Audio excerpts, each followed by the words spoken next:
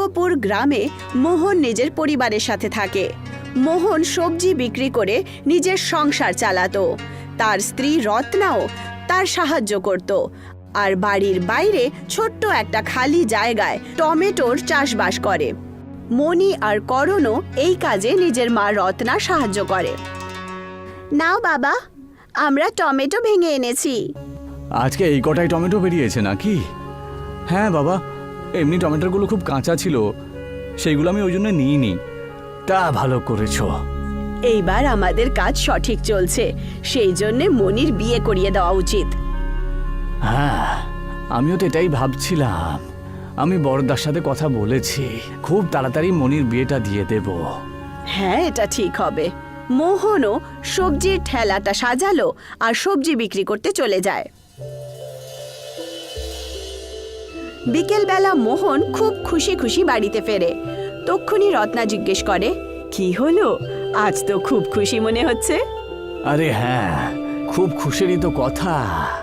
বলো না কি হয়েছে। 10 টাকা কিলো বিক্রি হওয়া টমেটো আজকে 100 টাকাতে বিক্রি হয়েছে গো। কি, সত্যি? হ্যাঁ, আজকে আমি সমস্ত টমেটো 10 গুণ দামে বিক্রি করেছি। এবার আমরা তাড়াতাড়ি বড়লোক হয়ে যাব। এটা তো খুবই খুশির কথা। হ্যাঁ, এবার আমাদের সমস্ত কাজ ঠিকঠাক চলবে আর আমরা মনির বিয়েটাও ভালো করে দিতে পারবো। সে আর তার পুরো পরিবার খুব খুশি হলো। কিন্তু এই খুশি শুধু 2-3 দিনের ছিল। একদিন বিকেলে গ্রামের জমিদার ধনরাজ এলো। এই যে মোহন, মোহন, আরে কোথায় তুমি? বাইরে এসো একটু। আগে এখনই আসছি প্রধান মশাই। শুনলাম যে তুমি আজকাল নাকি খুব বড় লোক হয়ে গেছো। হ্যাঁ, কি প্রধান মশাই, আপনি কি আজে বাজে কথা বলেন? টমেটো বিক্রি করে কে বড় লোক হতে পারে বলুন তো? আরে কেন ভাই, তোমার কাছে এত টমেটো রয়েছে যে তাও তুমি নিজেকে বড় লোক মনে করছো না? কদিন আর দাম বেড়ে থাকবে, আর এই টমেটোর গাছও তো খুব বেশি নেই আমার কাছে। আচ্ছা ঠিক আছে, আমার কথা শোনো আর অর্ধেক টমেটো আমাকে দিয়ে দাও তো দেখি। এত বড় লোক হয়ে আপনি গরিবের পেটে কেন লাথি মারছেন? এই বেশি কথা বলো না, না হলে আমার চেয়ে খারাপ আর কেউ হবে না। সামান্য টমেটোর জন্য আপনি আমাকে হুমকি দিচ্ছেন? আরে এর কোনো সামান্য টমেটো নয়, এর জন্য তোমাকে গুণখাত দিতে হবে। এইটুকু বলে জমিদার ধনরাজ ওখান থেকে চলে যায়। 2-3 দিন এইভাবেই কেটে যায়। যাও বাবারা, আবার টমেটো তুলে নিয়ে এসো যাও, আমি আমার সবজি ঠেলা গাড়ি তৈরি করি। কিন্তু যখন তারা গিয়ে দেখতে পেল, তখন দুজনই খুব অবাক হলো, কারণ খেতে টমেটোই ছিল না আর সমস্ত গাছ গায়েব ছিল। দুজনই বাড়ি এলো আর বাবাকে বলল, বাবা, বাবা, তাড়াতাড়ি এসো। কি হলো, তোমরা দুজনে তো ভয় পেয়ে রয়েছো কেন? বাবা, খেতে একটাও টমেটো নেই। কি? এটা কি করে হতে পারে? ওখানে গিয়ে দেখতে পেল যে পুরো ক্ষেত একেবারে খালি ছিল। এই সব কিছু সেই জমিদারই করেছে। সেই নিশ্চয়ই রাগের চোটে এই ছোট্ট ক্ষেতটা খারাপ করেছে। আমরা এটা দিয়েই তো পরিবার পালছিলাম গো, কিন্তু ও এটা সহ্যই করতে পারছিল না। আমি যদি সেদিনে প্রধানের কথাটা শুনে নিতাম তাহলে আজকে এই দিন আমাকে দেখতে হতো না গো।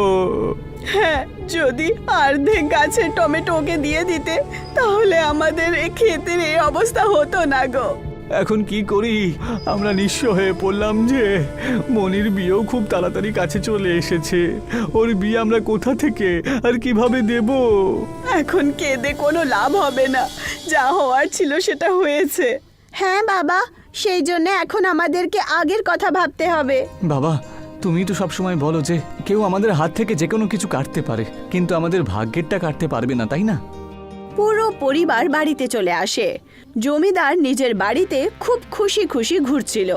তক্ষুনি তার স্ত্রী তাকে এসে জিজ্ঞাসা করে, কি হয়েছে গো, আজ সকাল সকাল পাখির জায়গায় তুমিই চিৎকার করছো?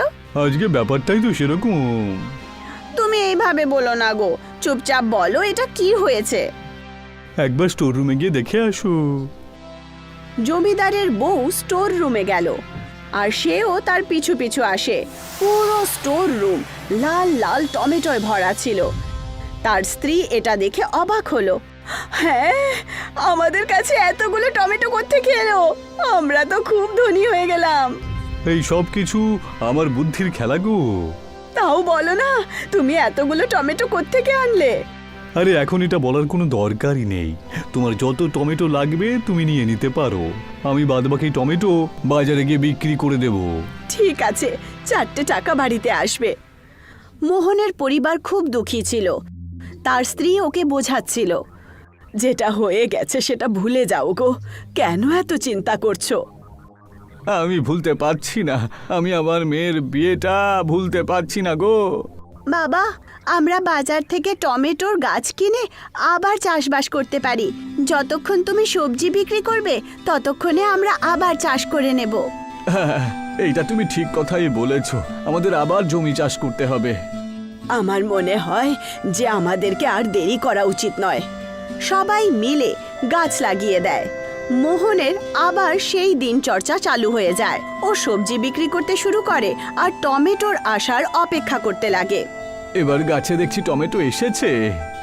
হ্যাঁ, কিন্তু কিছুদিন পর্যন্ত সবজি বিক্রি করা বন্ধ করতে হবে, কারণ মনির বিয়ে, সমস্ত কাজ করতে হবে গো। হ্যাঁ, আমি দিনের বেলায় সব টমেটো বিক্রি করে দেব আর ধুমধাম করে মেয়ের বিয়ে দেব, আর কয়েকটা টমেটো বাড়ির জন্য রেখে দেব, বুঝেছো? কিন্তু ভাগ্যে কি লেখা ছিল কে জানে। সেই দিনই রাত্রিবেলা খুব জোরে তুফান চলে আসে, যার কারণে টমেটোর চাষবাস খুব খারাপ হয়ে ওঠে, যাতে সমস্ত ফসল খারাপ হয়ে যায় আর পাকা টমেটো খারাপ হয়ে যায়। যখন সকালে রত্না উঠে দেখলো আর মোহনকে আওয়াজ লাগালো, আরে শুনছো, তাড়াতাড়ি এসো। আবার কি হলো? সকাল সকাল চিৎকার করছো কেন?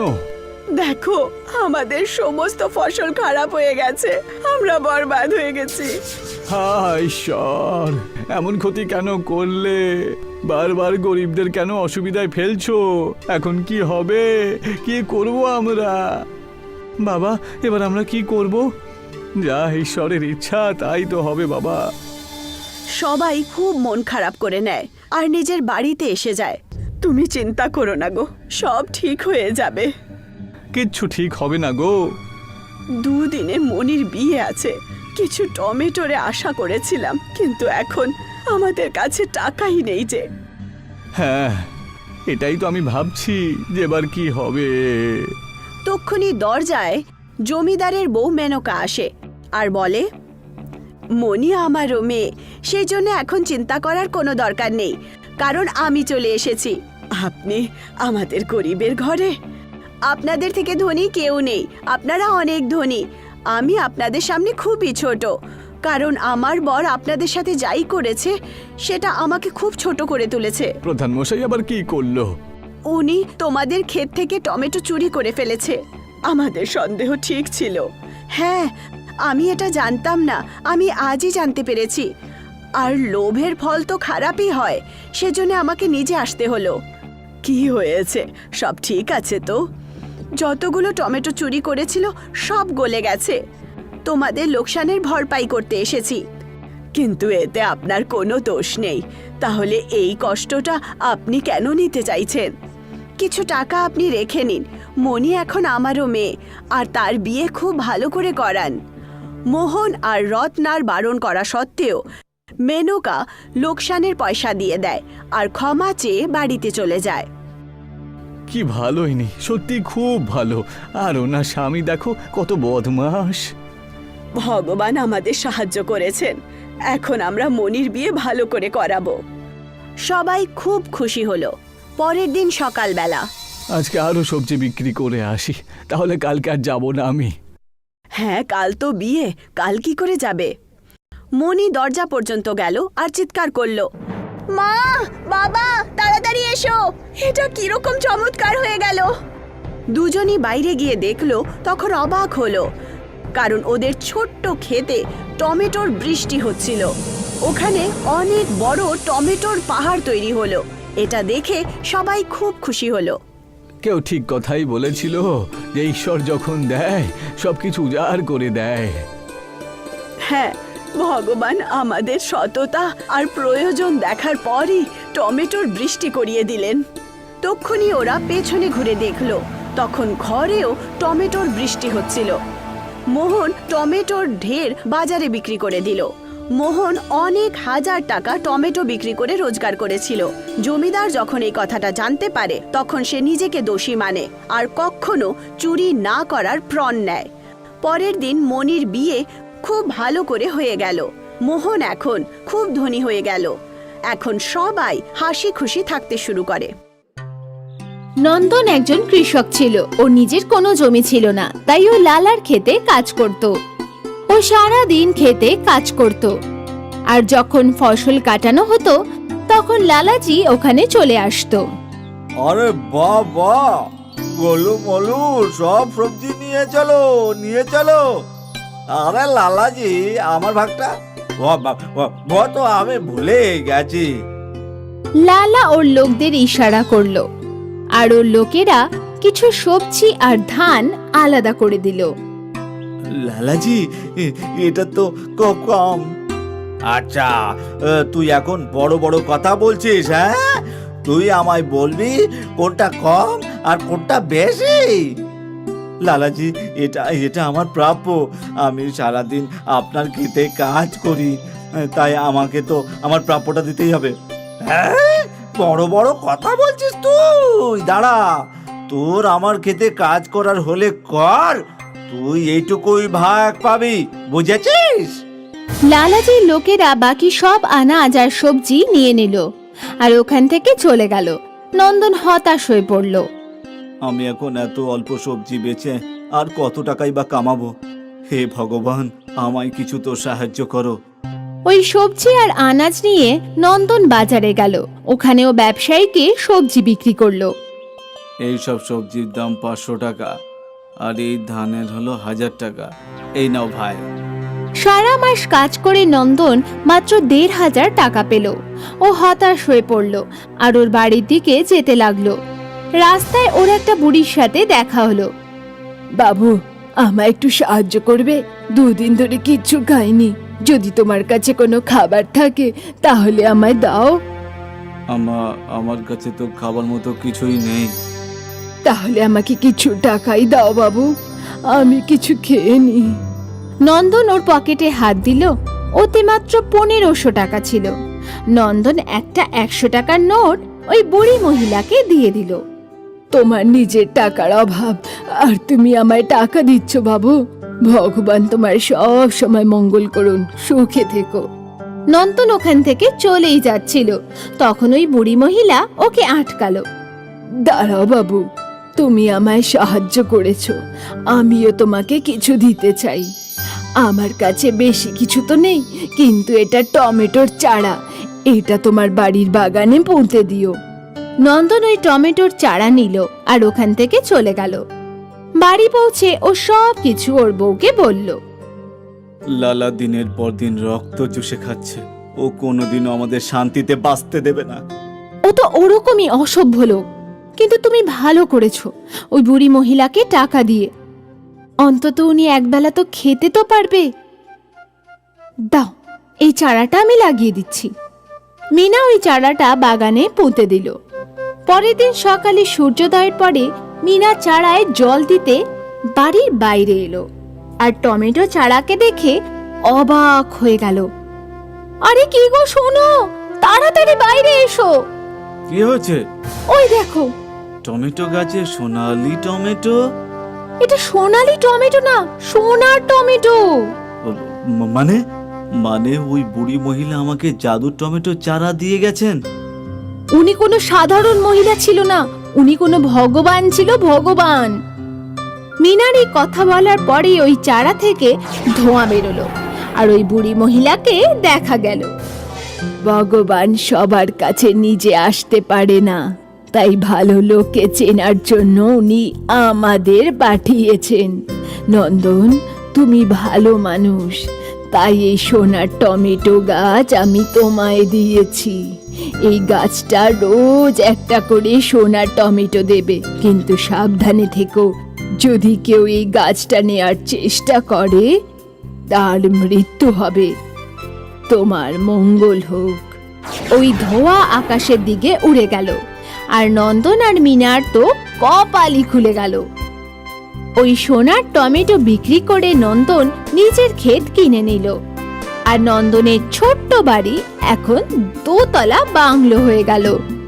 নন্দন আর ওর বউ মিনা এখন খুব খুশি ছিল। সোনার টমেটোর কথা সারা গ্রামে আগুনের মতো ছড়িয়ে পড়ল, আর লালাও এই কথা জানতে পারলো।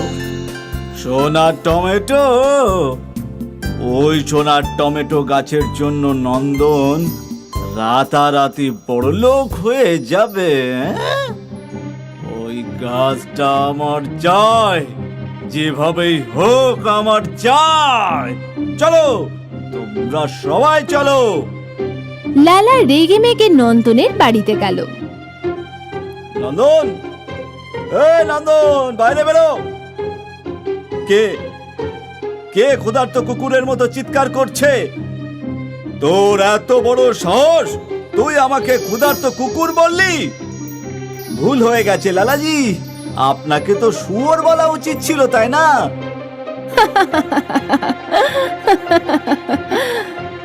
হাসছিস, আমার ওপর হাসছিস? 2 পয়সা হয়েছে বলে তোমরা দুজন আমার মজা ওড়াচ্ছ। বলু বলু, নন্দনের বউকে ধরে ফেল। ভোলু মোলু তখনই মিনার হাত বেঁধে দিল। আরে আরে, এ কি করছো? চল আমাদের সাথে। ছেড়ে দাও আমায়। আমার বউকে ছেড়ে দে, ছেড়ে দে লালাজি। এইবার তো পথিক এসেছে পথে। তুই তোর বউকে যদি চাস, তাহলে ওই সোনার টমেটো গাছ আমাকে দিয়ে দে, আর বউকে নিয়ে নে। কিন্তু সাবধান থেকো, যে এই গাছটা তুলতে চাইবে তার মৃত্যু হবে। তোমার মঙ্গল হোক। নন্দনের বুড়ি মহিলার কথা মনে পড়ল, আর ওর মুখে হাসি ফুটল।